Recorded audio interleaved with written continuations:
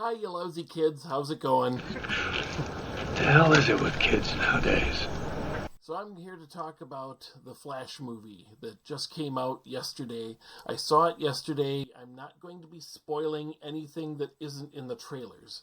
And unfortunately, a lot is spoiled in the trailers. The Flash has been around for, I think, 67 years at this point. He came out in the 50s.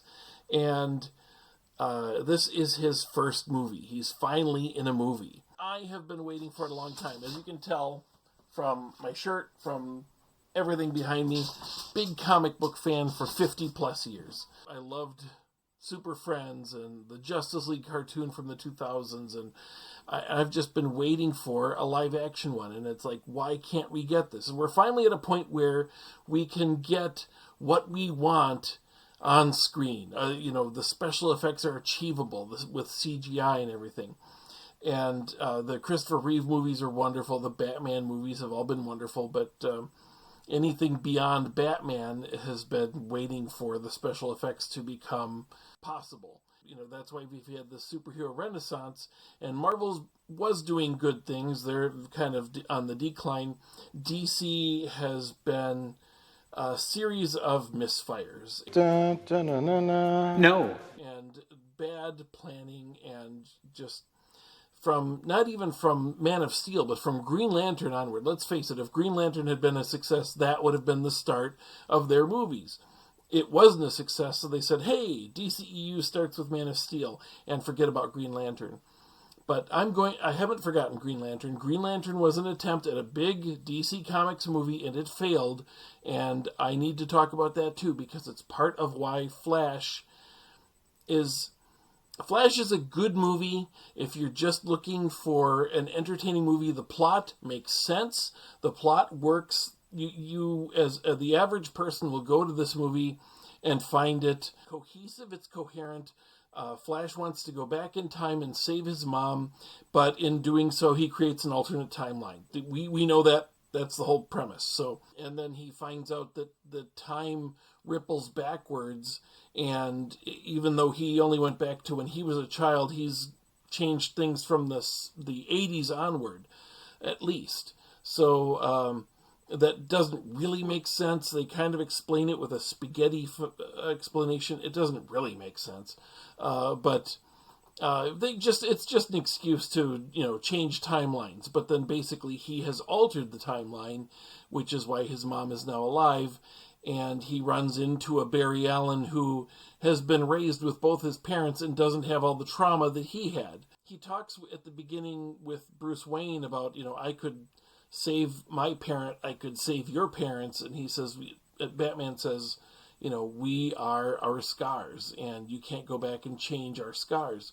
And so this is a learning experience for Barry Allen to see what he is like, and he's kind of a dweeby loser. Now, the problem is that Ezra Miller's Flash is a dweeby loser anyway, so the contrast is not that great.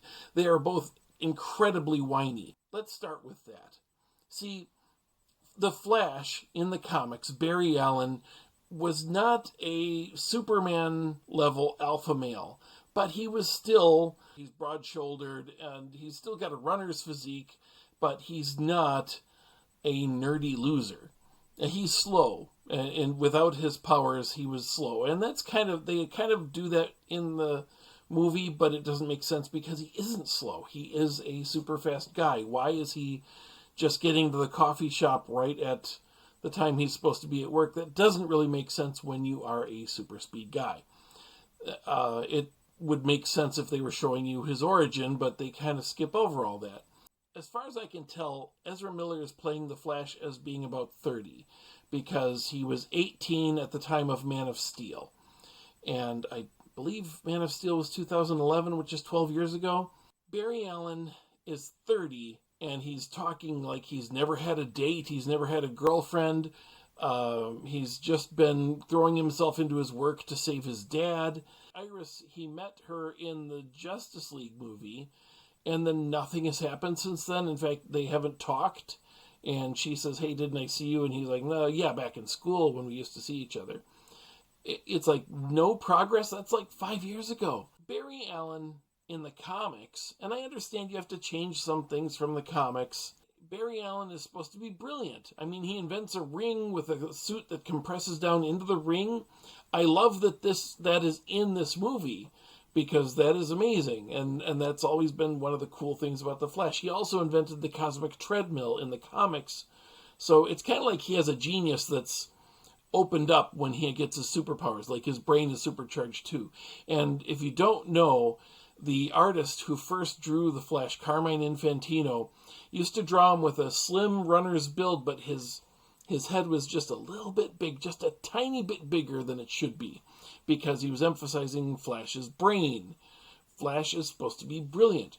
And it would have been nice to have seen him build the cosmic treadmill for this, because he starts running at the speed of light.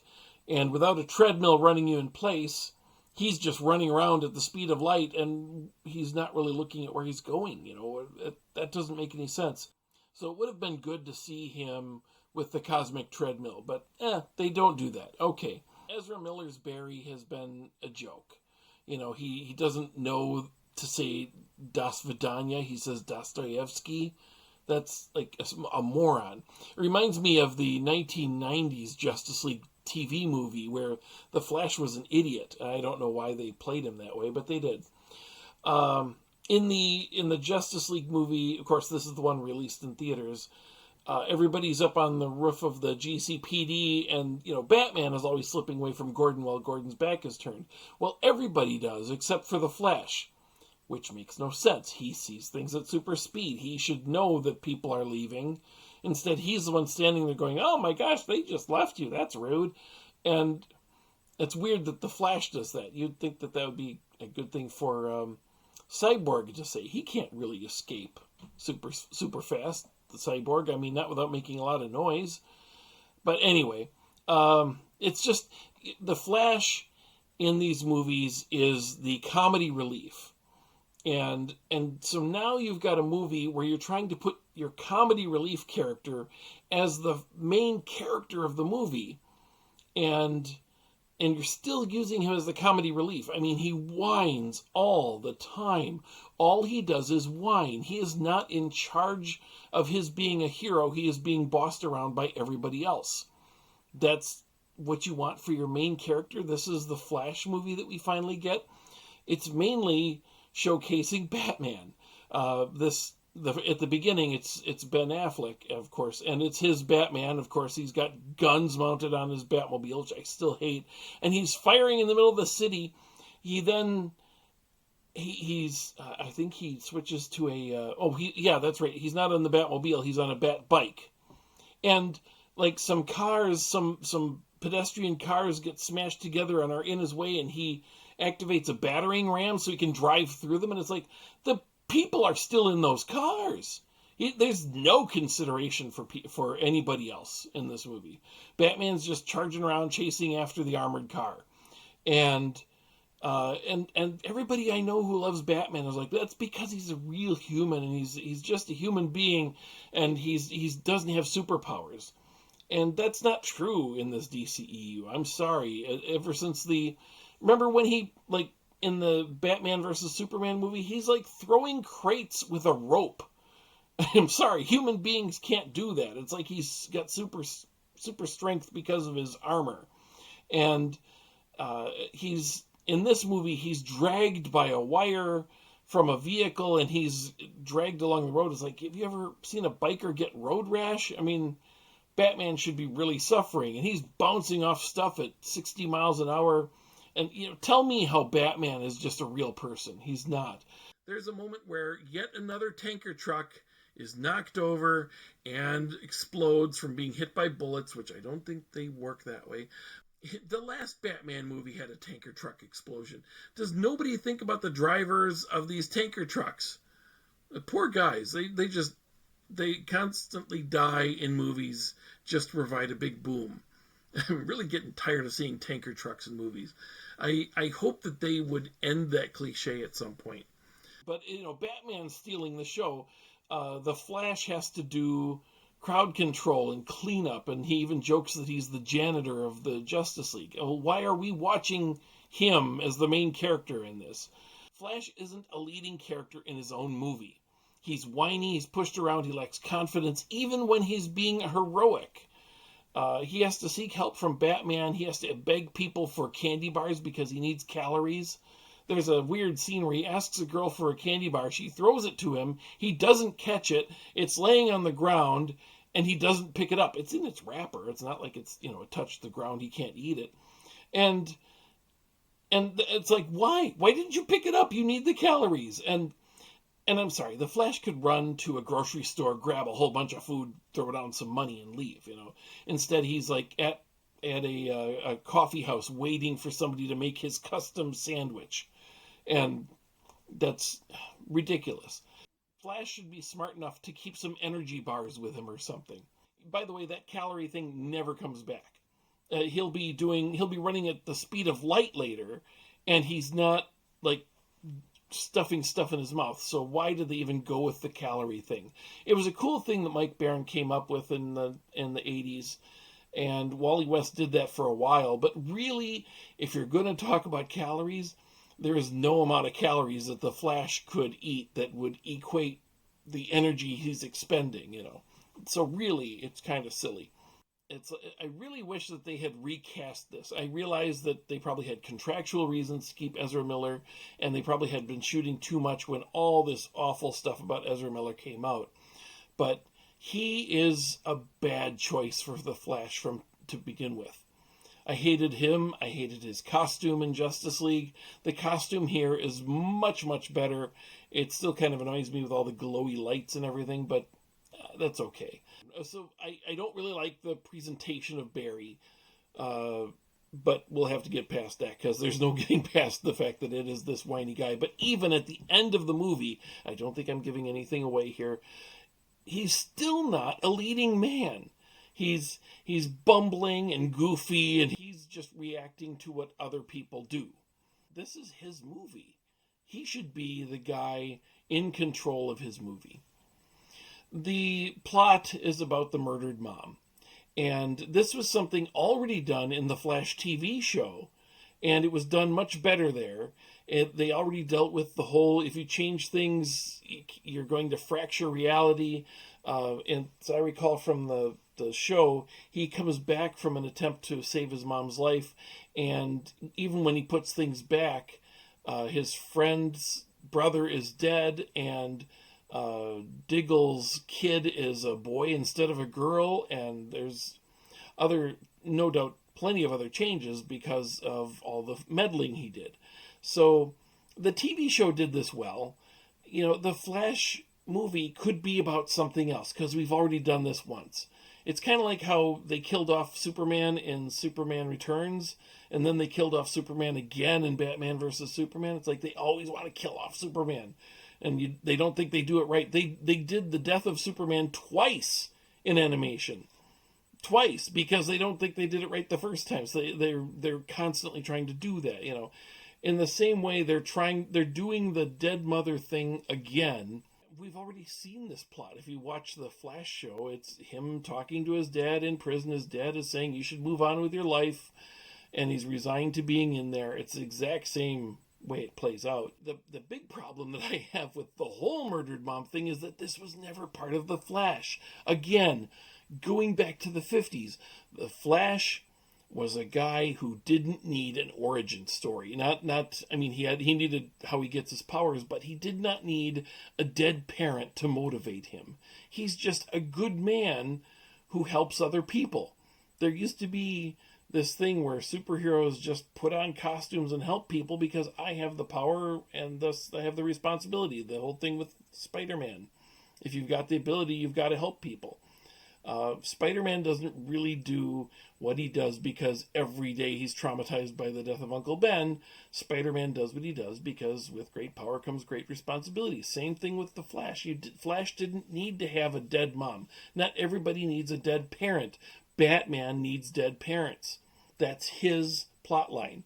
And notice that Jeff Johns starts writing Green Lantern and he starts writing The Flash. And what does he do? Dead parents, where that wasn't a motivation before. Suddenly, Hal Jordan is watching his dad's plane crash in front of him. Suddenly, Barry Allen has to have a dead mom that has been traumatizing him, and that's why he took up crime fighting. And that wasn't part of either of their motivations before. And notice what a big part it plays in their movies, because Geoff Johns, it's his versions of these classic characters. I asked Chuck Dixon, why wasn't the Joker Devil's Advocate one of his best Batman books, no doubt, and one of the best Batman books. It is all about the Joker finally getting the death penalty, and Batman has to decide what to do because he doesn't think the Joker did the crime that he's gotten the death penalty for. And it's a major moral quandary. It would make a great animated movie. It's funny like you wouldn't believe.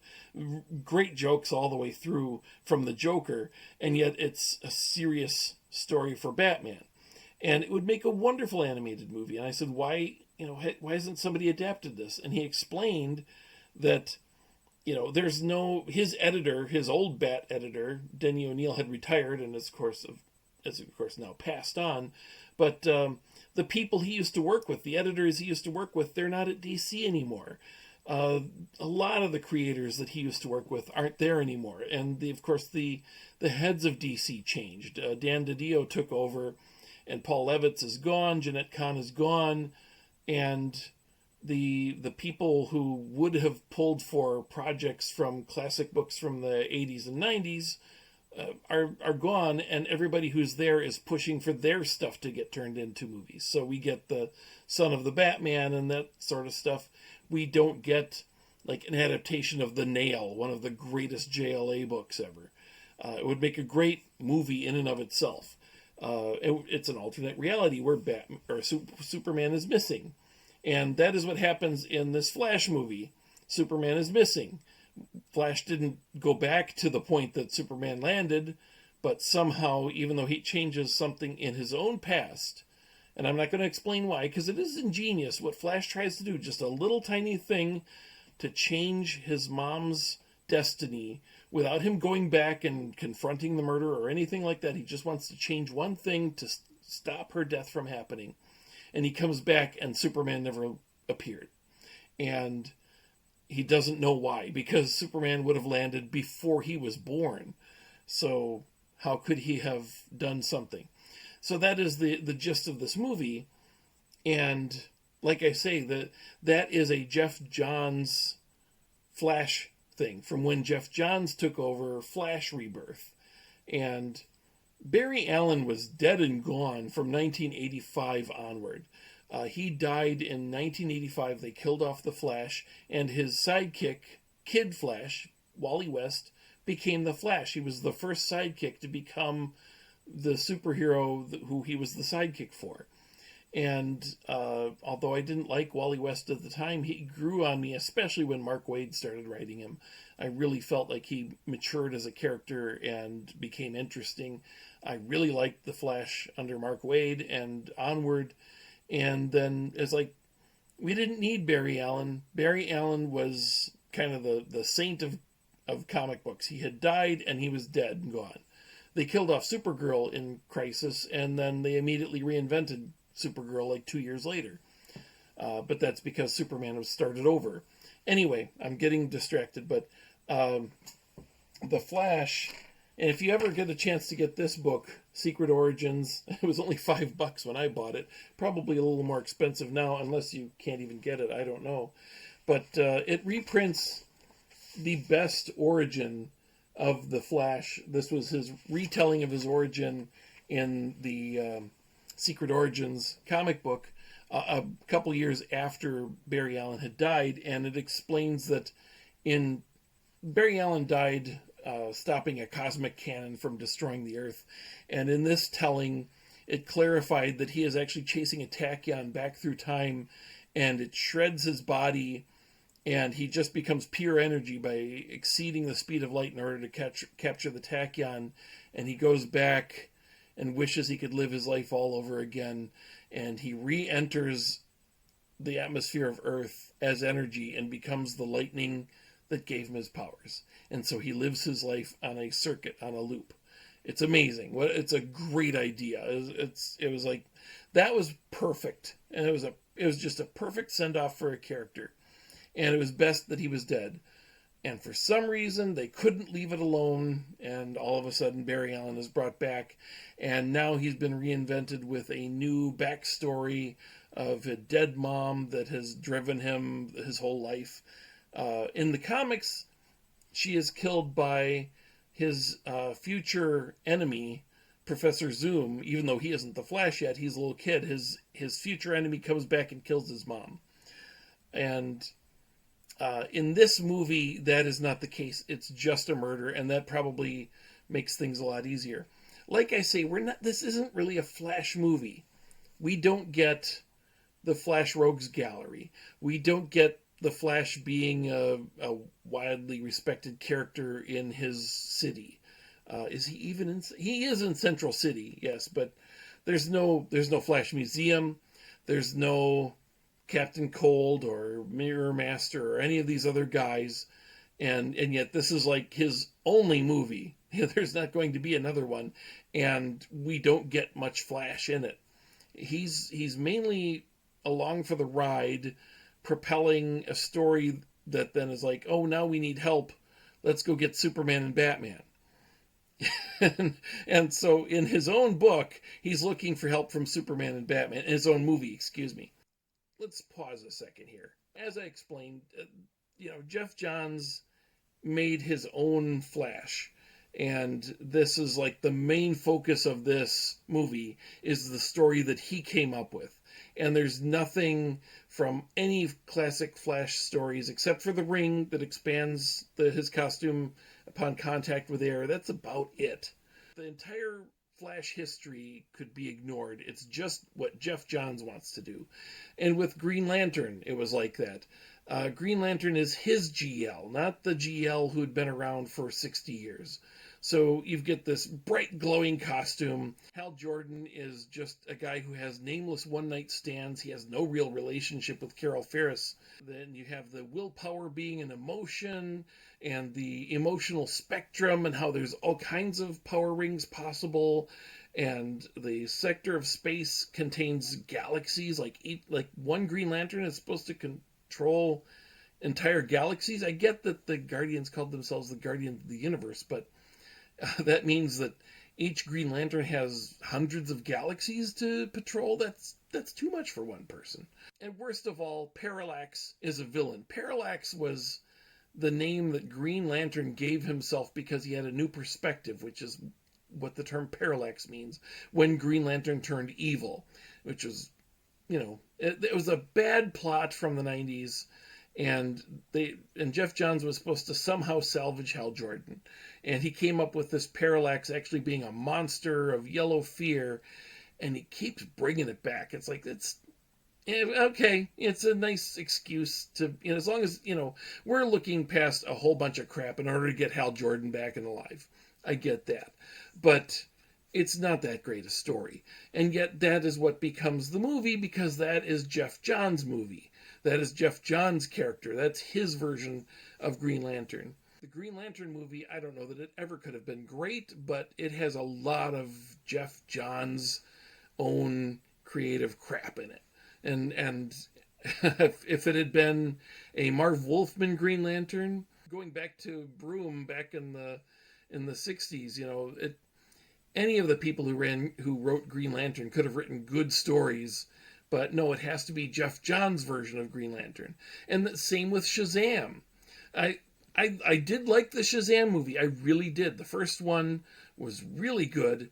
But it is all Geoff Johns' version of Shazam. He gave up the Captain Marvel name completely. They just said, he's just Shazam. Everybody calls him Shazam anyway, even though that doesn't work. And they know that doesn't work because throughout the whole movie, they never give him a name. And they just call him Captain Twinkle-Fingers or stuff like that. It doesn't work. You've got to have a name for him. And this wonderful property, Shazam, which outsold Superman back when it came out. I mean, Shazam was selling more comics than Superman, which is why DC Comics finally sued. I mean, there's a whole bunch of ripoffs of Superman, but none of them were outselling Superman.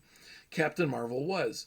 Captain Marvel had some genius stuff going on way back when.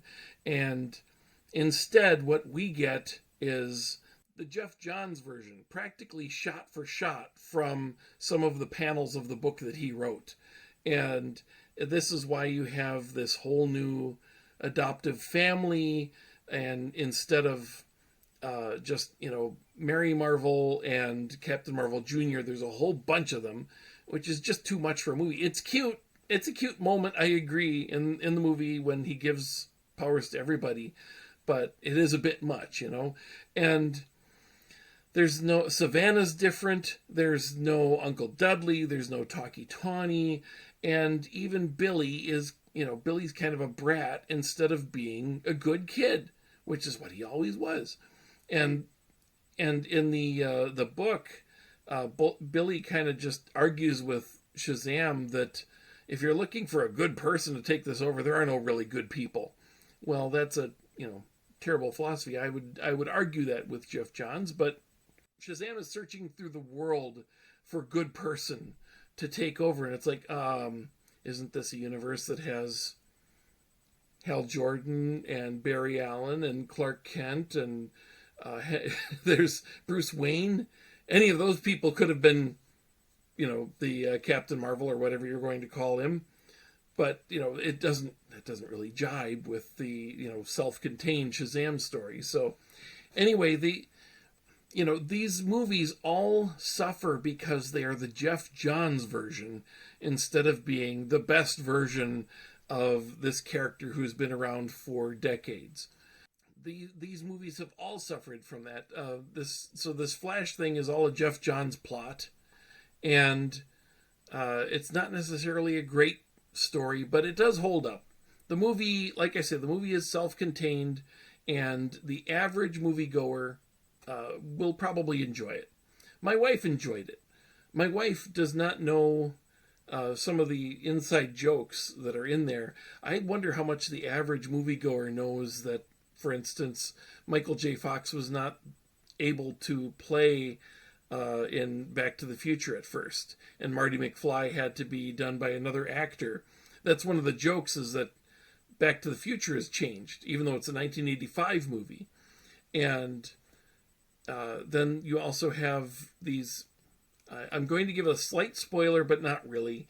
Flash is seeing all the alternate versions of not just him, but other characters. And you even see the Nicolas Cage Superman.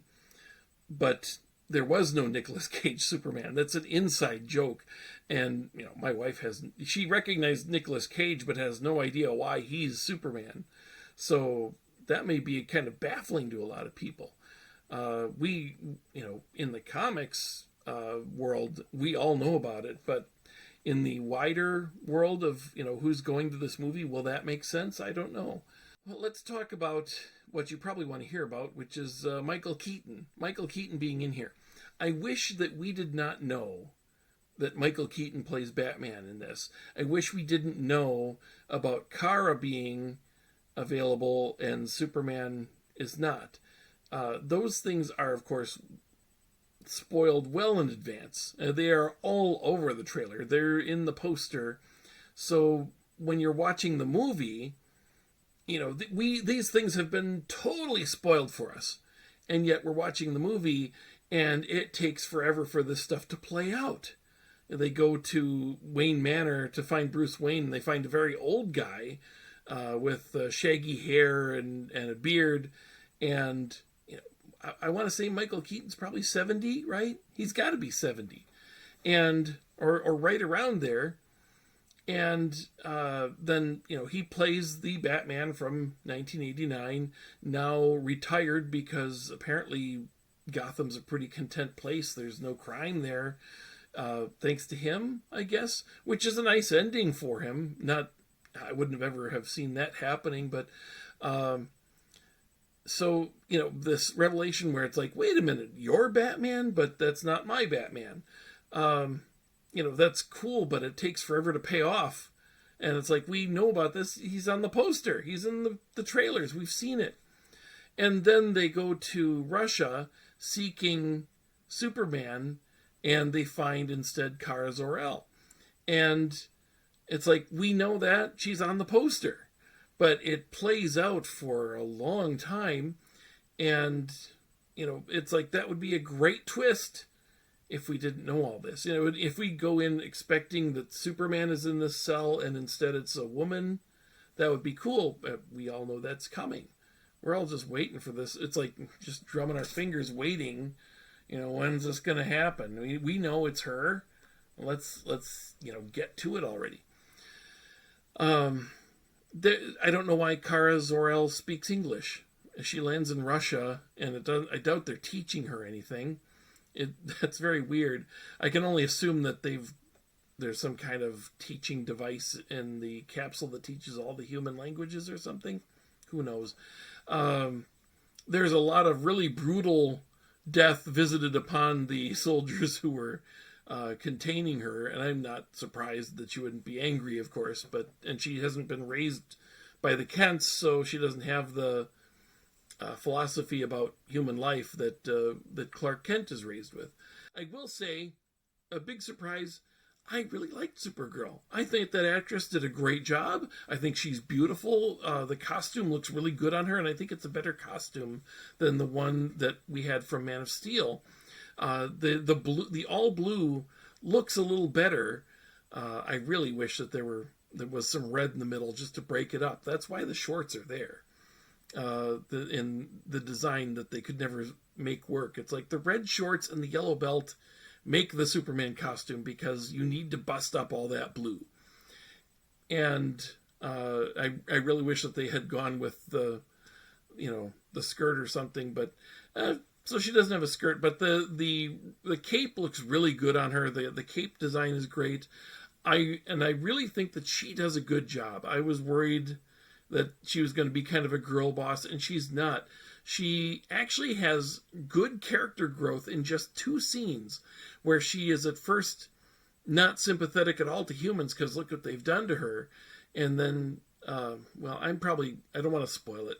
She has a change of heart, and it's a logical change of heart. It's really good, and it only takes 2 scenes to play out. It's like, that's some good writing right there. As for Keaton's Batman, I'm sorry, he's 70. He's 70. He's Batman, but he's 70. And he was supposed to be like 50 in the Dark Knight Returns book, way back when. And that was supposed to be kind of old for being Batman. He's 70. He should not be this supercharged superhero. It's clearly not him. It's a stuntman whenever it's not, Michael Keaton full face. It's just a stuntman. But we know that that's supposed to be Michael Keaton's Batman. It's supposed to be a 70-year-old Batman. He's not moving like one. He's not going, my knees, I can't do this anymore. Especially Batman. Especially a guy who's been mistreating his body so much. He should be almost a cripple. That was why there were all those stories where, future Batman has like an exoskeleton to move around. Is more logical that would be the case than that he's still just kicking butt like he's 30 years old, because he's not. I don't know, it kind of takes me out of it a little bit. He keeps doing this thing where he puts his cape wide and bullets ricochet off of him, and he's not Superman. He may have a bulletproof cape, but you know what? Bulletproof still hurts. And they get that right in 1989 when Michael Keaton gets shot in the chest and he falls over and he's unconscious for a moment. That's what happens when you get shot, even if you have a bulletproof vest. It hurts like the dickens. And instead, bullets are just bouncing off his cape like it's nothing. That's frustrating. When the Flash goes back in time, I kind of explained that he should have a cosmic treadmill so that he's running in place. That would make more sense. The way it is displayed, there is like this funnel, almost like a coliseum of descending images as though he's going through rows of time. It's confusing and weird. It's a bit of an eyesore very quickly. You'll get tired of this thing by the end of the movie. And I don't really get how it works. They wanted some way to show the passage of time than the usual time stream on a lateral thing where you're running past images and you can kind of figure out where you are. there are moments where I don't want to give away spoilers because some of these are really fun. There are moments where they show, old people who have played superheroes who are now dead. Some critics are upset saying, oh, that's wrong because this person is now dead and you've rejuvenated their image. It's more like a living photograph. It's just a photograph on a wall, except that it's CGI and it's making them move. It's not that big a deal. If this person was resurrected to be part of an action scene and is talking, I would be much more bothered by it. But it's just a cute idea. And I think it's a nice tribute to some of these characters. Content-wise, if you're going to take your family, there's a lot of swearing in this movie, including the one obligatory F-bomb. It's now obligatory, even in superhero films. I don't know why. Because even though they're making these for, all ages to watch, and they're really made for, the 40 and 50-year-old men and not the little kids anymore, I still wish that they would make this material that kids can go to without F-bomb level swear words. Because, they still make the little t-shirts for kids and the underoos and the action figures and all that. You can say, oh, this is my adult Batman movie. You should still be making it for kids, at least at a level that kids can be allowed to go in, because parents are going to take them anyway. It's just, parents don't know what to make of a PG-13. Because PG-13 used to be like, well, it's PG, but it's a little extreme. And instead it's like, it's basically rated R, but we kept the swear words to only one F-bomb. It's like, you either want your kid to hear it or not. It's kind of like they have a silly rule where you can show breasts for like a certain number of seconds. And it's like, you either want your kid to see nudity or you don't. And having it, be, woohoo! And like, you flash the camera for a second, but it's not 2 seconds, as long as it's only 1 second. It's the same with one swear word. It's like, you either want swearing in your movie or you don't. And ever since they found out that, like, PG-13, you can have one F-bomb, it's, like, obligatory now. It's a small thing, but it bugs me. Let's talk about some of the things I really liked, because I've been complaining a lot. And nothing is totally bad. Like I say, this movie totally works. It's not too long. It's not too short. As long as you're focusing on, Batman and Supergirl, and you really want to relive Man of Steel over and over and over again, this movie works. And the basic plot line of trying to restore the timeline is interesting. And if you're going for that, you'll enjoy this movie. Things I really liked, the Batcave. This is the best Batcave I have seen live action. This is the best live action Batcave ever. This Batcave is like multiple levels, and it's got the big waterfall that he can fly out of. It's the only thing missing is, of course, it's always missing, the giant penny, the dinosaur, and the big playing card. I would really love to see those in a live action movie. I don't know why they can't do that. Because he should have a trophy room somewhere, especially a Batman who is at the end of his career. He should have a whole bunch of trophies. And the Flash does show up, one of the Flashes shows up with the little giggle box from the end of the 1989 movie. But he's just poking around. It's like a member berry thing. The member berries are a bit much, by member berries being, hey, remember in the movie when they did that? Here it is again. When Michael Keaton says, let's get nuts. It's like that made sense in the movie that you're quoting from. Here it doesn't really make sense. It's just a reference. I don't need the references. But the Batcave itself is great. And as I said, the Supergirl actress did a great job for the limited time that she's in there. She's really good. I did enjoy it a lot, and I'm not saying I want a Supergirl movie with her in it, because there was originally going to be one, but I'm just saying she's good. There's nothing bad about her being in this movie.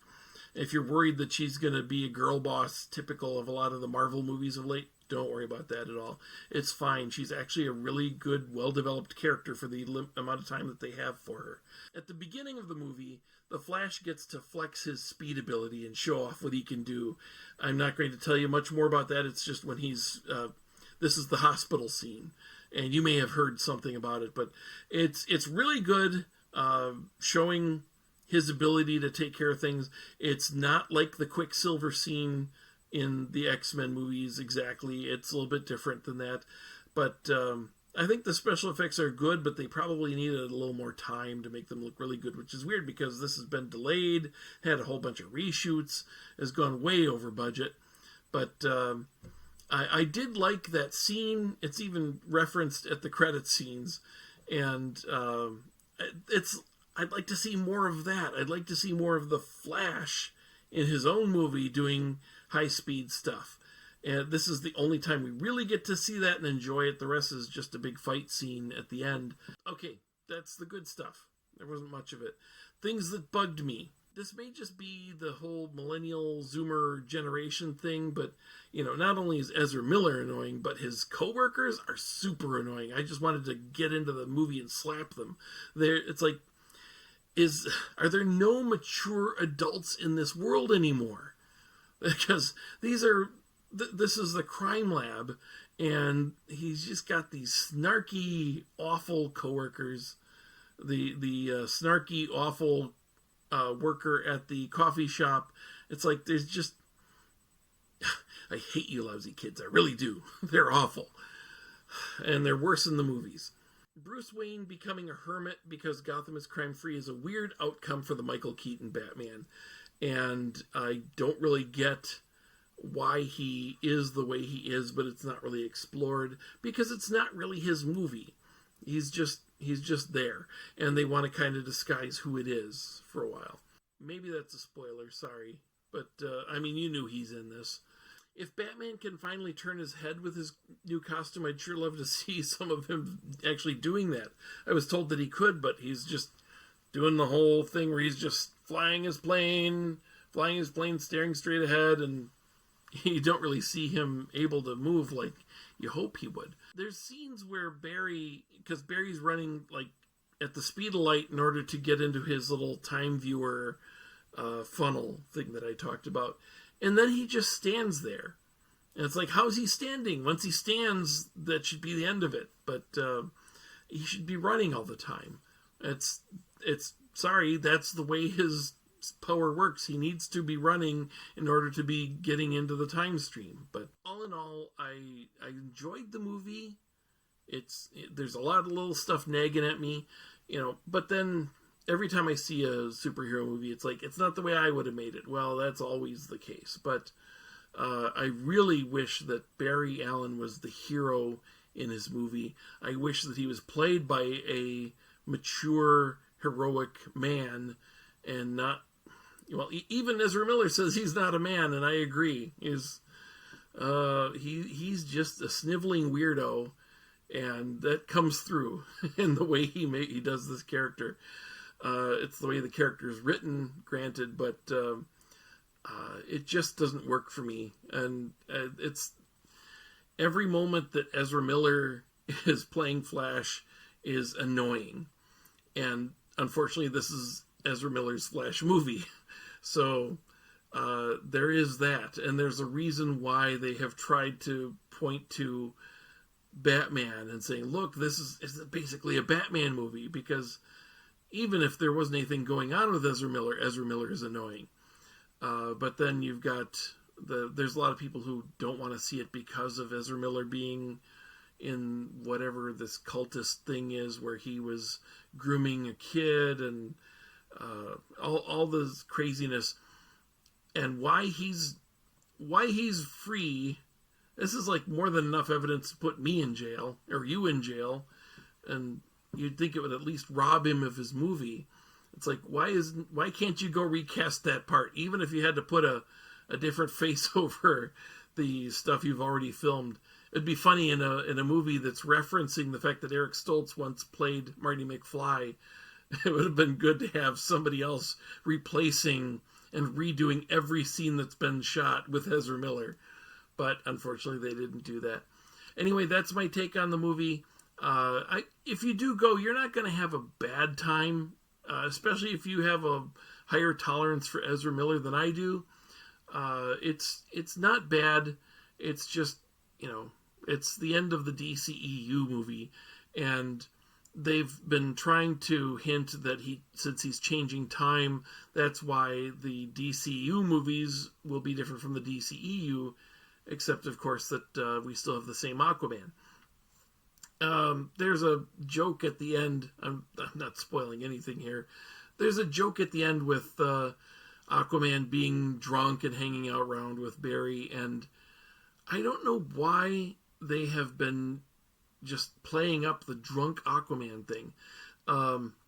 They worked so hard to make Aquaman respectable, to undo the whole bright orange, shock yellow hair, talks to fish thing about Aquaman, and they gave him this whole rugged macho look, got one of the biggest, most manly men in the world to play him, and they overdid it with all the drinking and everything, but they wanted to set a different image for Aquaman, and then they've been doing nothing but making fun of him in the Peacemaker, in this, and in all these others. They go back to he talks to fish, and it's like, I thought you were working hard to make him a respectable character.